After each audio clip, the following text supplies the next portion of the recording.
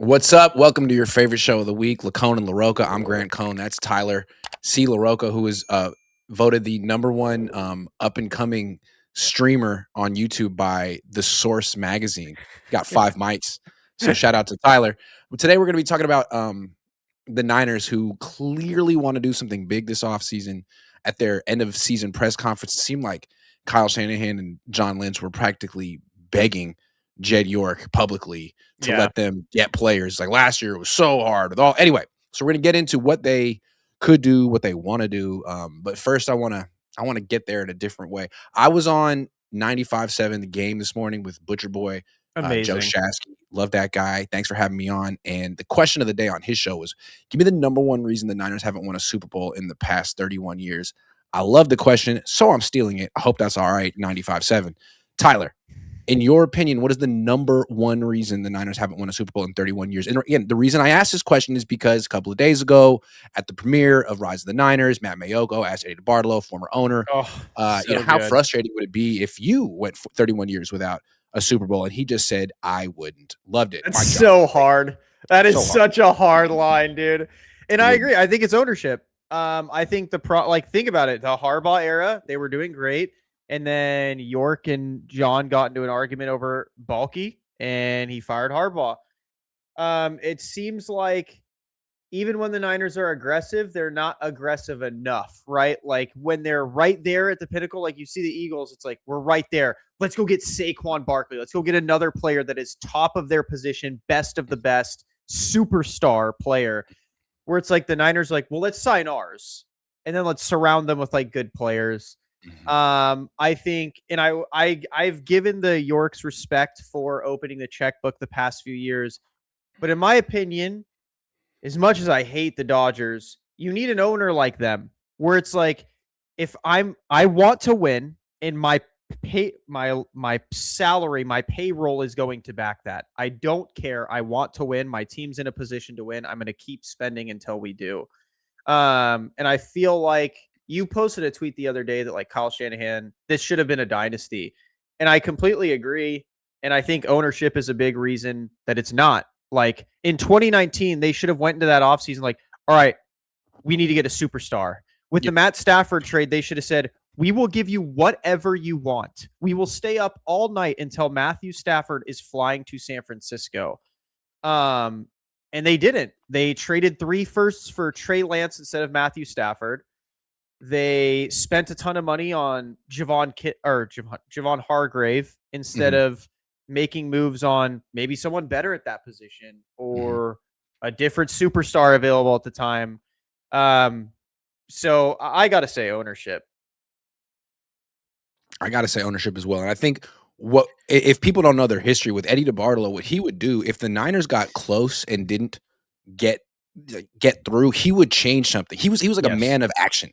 Yeah. He would take an action, whether he was right or wrong. I mean, firing Seifert in 1996 was wrong. That was probably his worst thing that he did, replacing him with Steve Mariucci.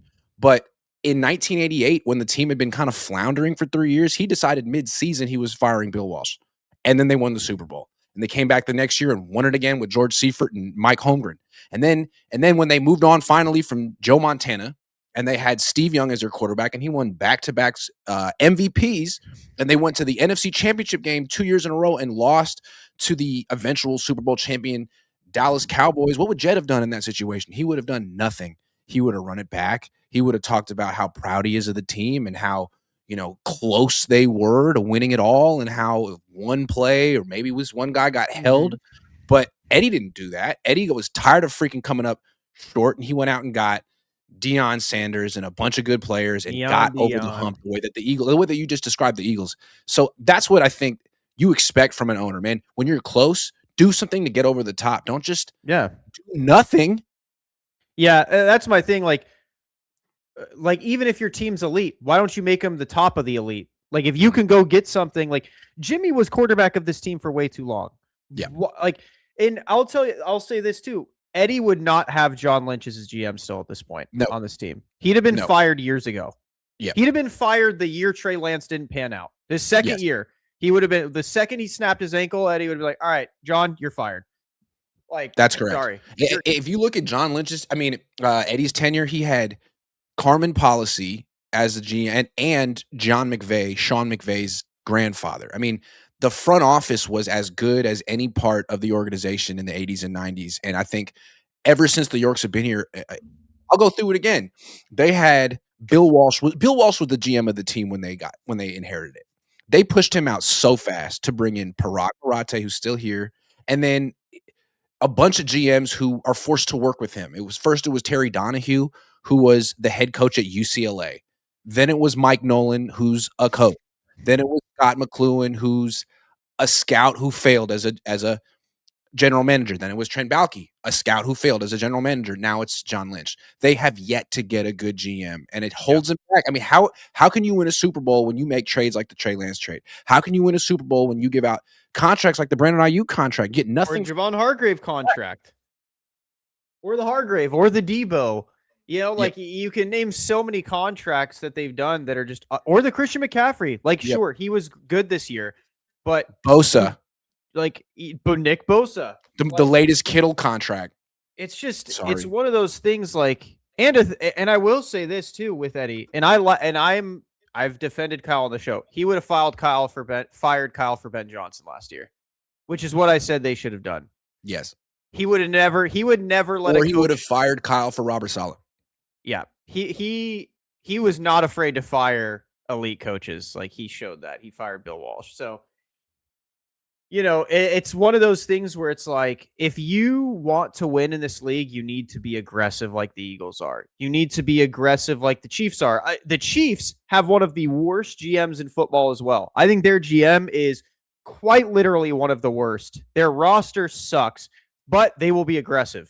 If Patrick Mahomes or Andy Reid are like, I want this person, okay, let's just go get this person. Let's go see what we could do and get this person.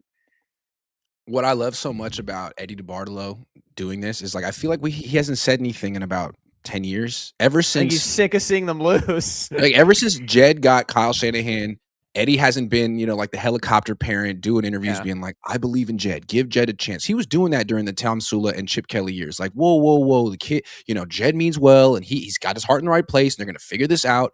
Since they got Kyle, he's been silent until now. And it wasn't, the night was about him. It was about celebrating his era. And then Maddie asked the question, like, how frustrating would it be if you went 31 years? As if there's a lot of luck that goes into it. And, the fact that Jed York hasn't been able to break through is something that maybe could have happened to Eddie. And all he said was it wouldn't. Meaning, people from fans to writers, interviewers, analysts don't understand that while Jed's, writing the checks and doing baseline stuff, he's not doing enough. No. And the reason this drought exists goes up to him. And he needs to do something. He needs to take an action, or else they're never going to win a Super Bowl. And maybe that action is fire John Lynch, get a real GM. Maybe it's fire Kyle Shanahan. Yeah, he needs to figure it out something. Because he's been doing a whole lot of nothing. Because, like, here's the thing, right? Like, let's say everyone's worst nightmare comes true. Kyle gets fired. He goes somewhere, wins the Super Bowl next year. Even if he does, he wasn't winning it here. Like, everyone says, like, well, if he wins it next year, it'd be like in a different organization with a different structure. Maybe a good GM like Les Snead or John Schneider. Like, everyone good owner. Everyone goes like, well, that means like that's they're not mutually exclusive. Like, they're mutually exclusive. Just because he wins, like, say they did fire him for Ben Johnson last year and he won a Super Bowl with Caleb Williams this year. That team, that ownership, that GM, that roster is not the San Francisco 49ers. Just because he does it with them doesn't mean he would have done it here. Same thing with Eagles fans when Andy Reid went and they have a dynasty. She's, oh, why couldn't you do that here? Because it's a completely different team. It is nothing like, it just shows the difference in ownership. It shows the difference in, like, aggressiveness. Like, you need to be aggressive. Like, and that's why I hated the Mike McCarthy thing for the Steelers. Like, you need to be aggressive. But here's why the Niners can't be aggressive. It feels like every time it's time to make like an Eddie D all-in move, you got someone in the organization, probably Parag, being like, nah, it's not a good investment. Yeah, but he's not worth it. Yeah, Eddie D would be like, don't care. Like, yeah, dude.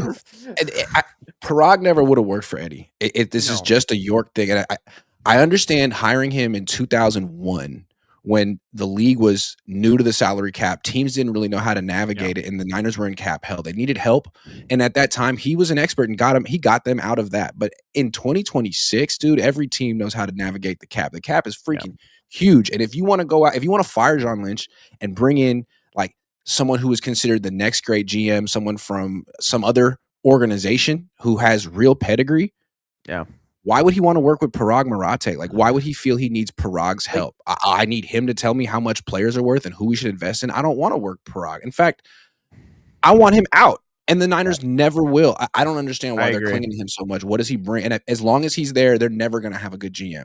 They're never going to have a good GM as long as he's there. Go run leads. Here's the thing, right? Is someone just put in your chat, getting the playoffs is good. Why is getting the playoff seed a failure? This organization under Eddie D was a premier championship or bust organization. That's why it's bad, because that's the standard of the 49ers. That's why you're a fan of this team. Or your dad is a championship team. This isn't this isn't the Panthers. This isn't the It's the New York Yankees. Yes. It's the Los Angeles Dodgers. Yes. This isn't a team that you go in and you're like, oh, yeah, like, bro, this is the home of Jerry Rice, Steve Young, Joe Montana, Terrell Owens. Like, that's what this show is all about. It's reminding people. Yes. This isn't a playoff team. That's why it's not acceptable. Because as Eddie D said, it wouldn't happen to him. It's just not what you do on this franchise. That's not what this franchise is.